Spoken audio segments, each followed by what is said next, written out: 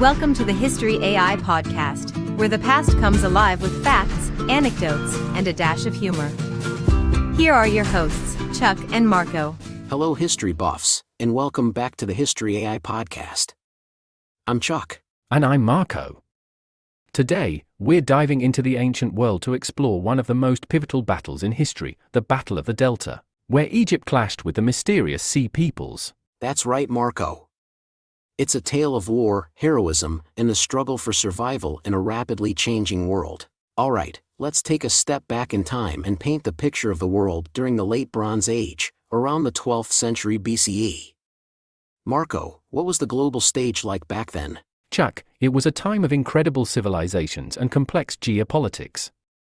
The Mediterranean and Near East were like a chessboard of powerful empires and city-states.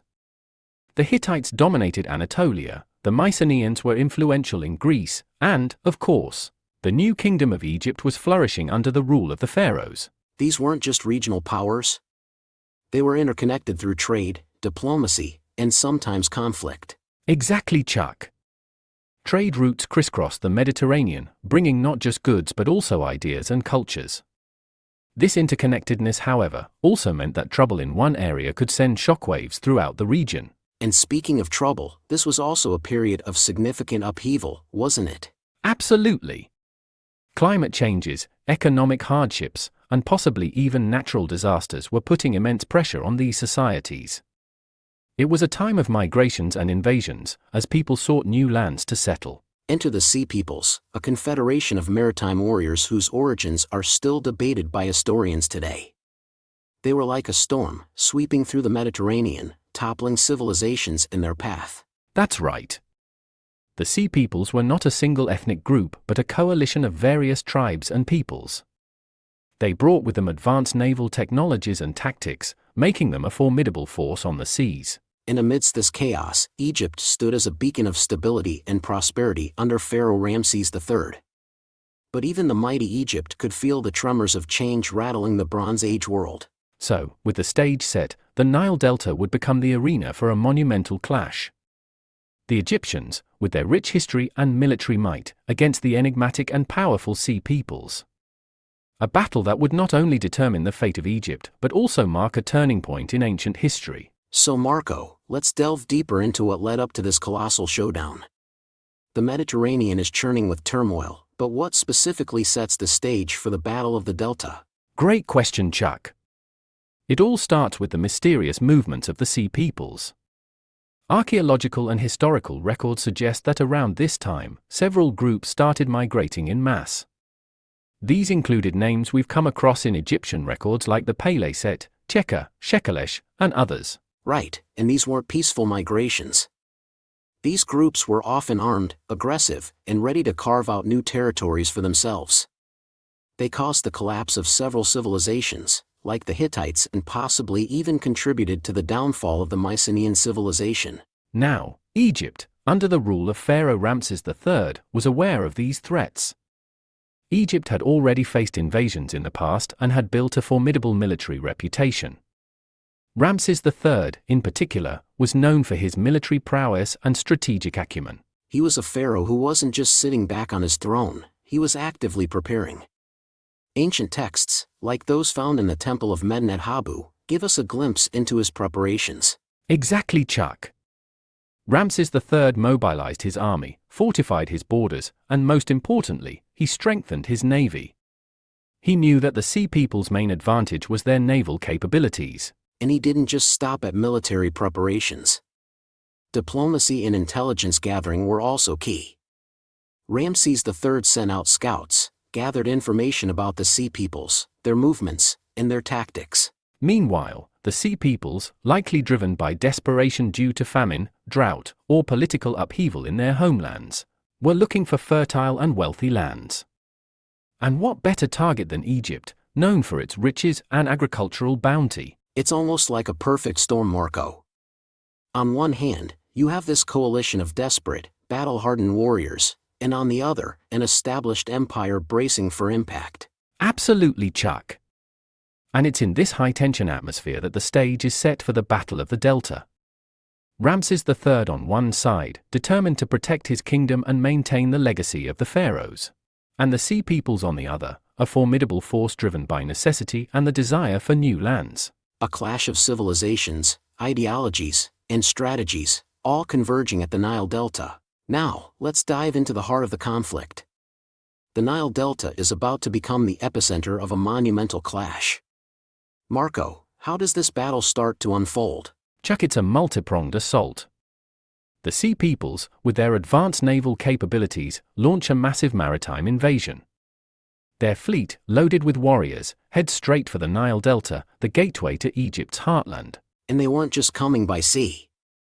There were also land assaults happening simultaneously. Exactly. The Sea Peoples understood the importance of a coordinated attack.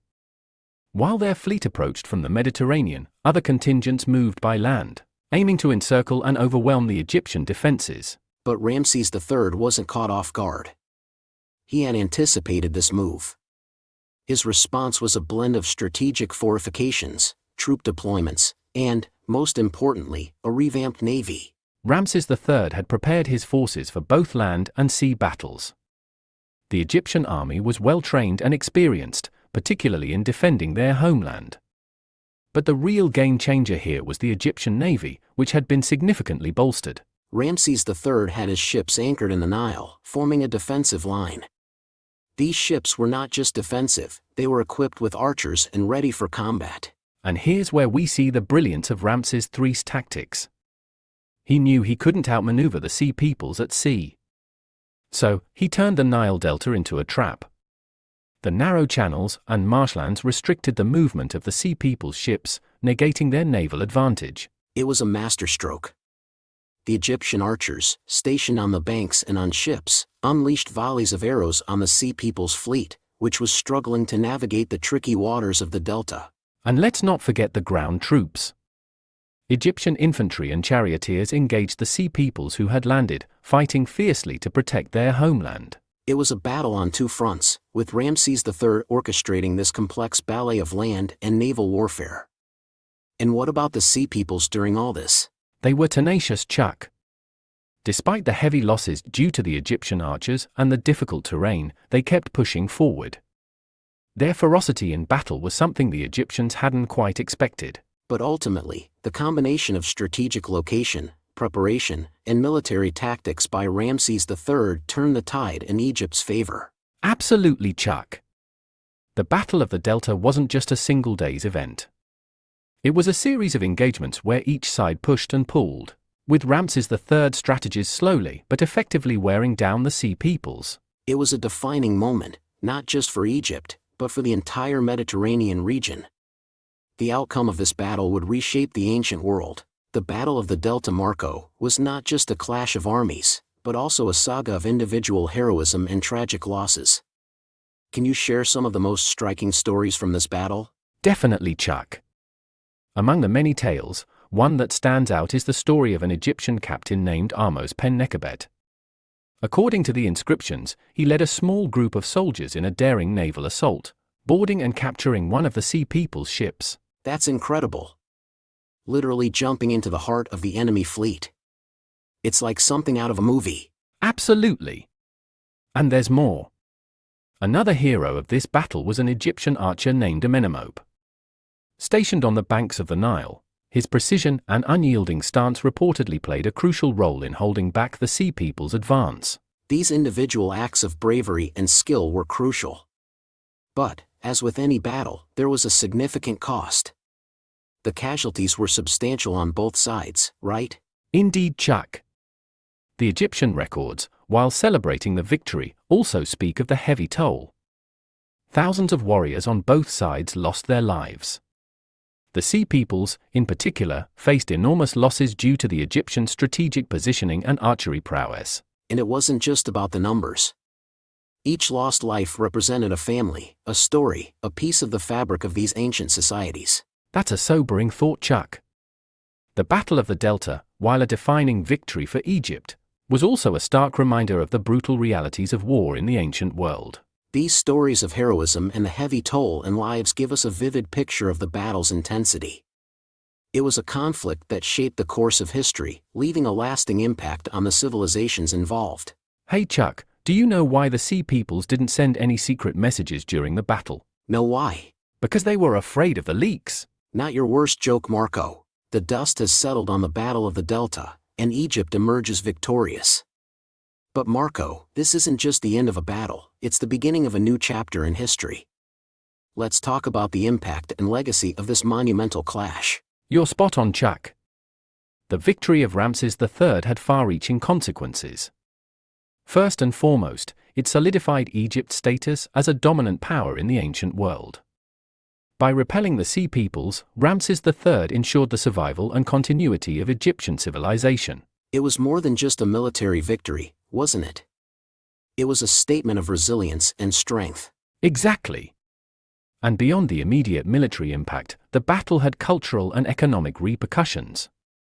Egypt, having secured its borders, experienced a period of relative peace and stability. This allowed for a flourishing of art, culture, and trade in the years that followed. But what about the Sea Peoples? This battle was a turning point for them as well, right? Indeed, Chuck. The defeat at the Battle of the Delta marked the decline of the Sea Peoples as a significant maritime threat.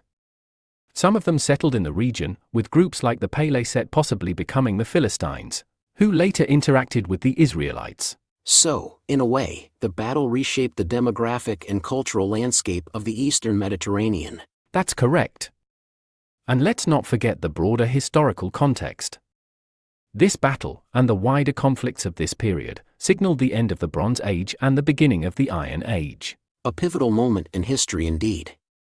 The collapse of the Bronze Age civilizations paved the way for new powers to emerge and new societal structures to develop. The Battle of the Delta, therefore, wasn't just a military confrontation. It was a catalyst for historical and cultural transformation.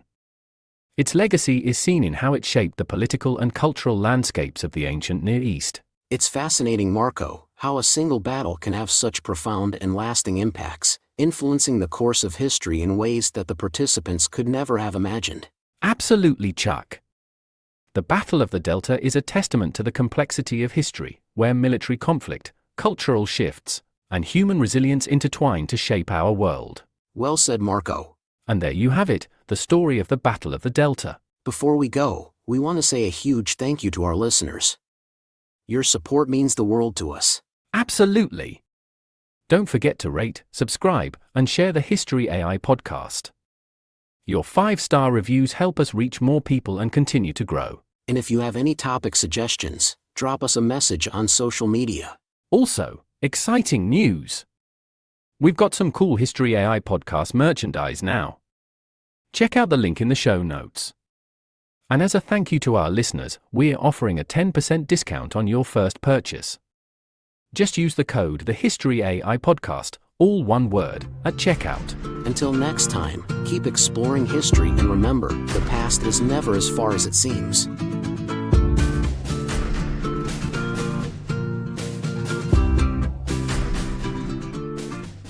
Step into the thrilling world of sports betting with The Starting Line, an introduction to sports betting. Whether you're a beginner or simply curious, this comprehensive guide takes you from the basics to the advanced. Learn to decode odds, develop winning strategies, and bet responsibly. Get your copy now and transform every game into an adventure. The Starting Line is your first step towards mastering the art of sports betting. Available on Amazon.